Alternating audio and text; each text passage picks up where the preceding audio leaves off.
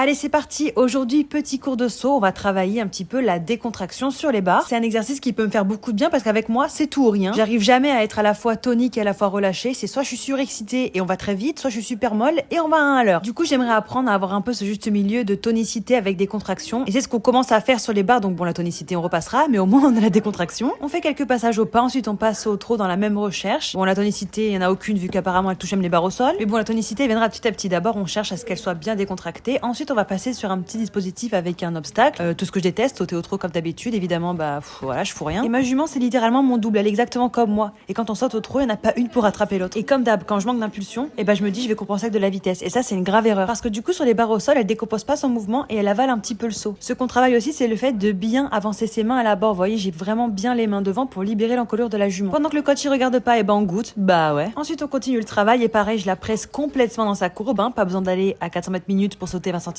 Et en fait, mon coach dit que ça sert à rien que j'essaye d'empêcher la faute en faisant ça. Il vaut mieux qu'elle fasse l'erreur, comme ça elle apprend d'elle-même plutôt que moi je maquille en gros un peu les défauts quoi. Donc là, ce passage, je l'aide absolument pas. Je mets un galop normal et devant, je ne l'aide pas et du coup bing, ça loupe pas. Et ensuite, on fait l'enchaînement complet, toujours pareil, en recherchant la décontraction et moi pareil, j'essaye de ne pas l'aider, c'est-à-dire j'installe mon trot à une allure qui me correspond et après devant, je la laisse se débrouiller. Maintenant, c'est à elle de se prendre un petit peu en charge. Ensuite, entre les obstacles, il faut repasser au trot, ce qui va commencer à être compliqué quand la jument elle va comprendre qu'on enchaîne. Dans ma course, je travaille mon trot, je garde mon allure sans la presser. Là, je fais un salut au jury, c'est très sympa. J'essaye vraiment de la décontracter, mais bon, ça va commencer pareil, à être de plus en plus compliqué de l'avoir relâchée, plus on avance dans l'enchaînement. Et là, on va aller dans une ligne et il faudra repasser au trot dans la ligne, ce qui va pas être facile. À la bord de mon obstacle, je sens qu'elle baisse un petit peu le garrot, du coup, je l'aide, elle me fait un joli saut et après, voilà, ça, je déteste. C'est immonde.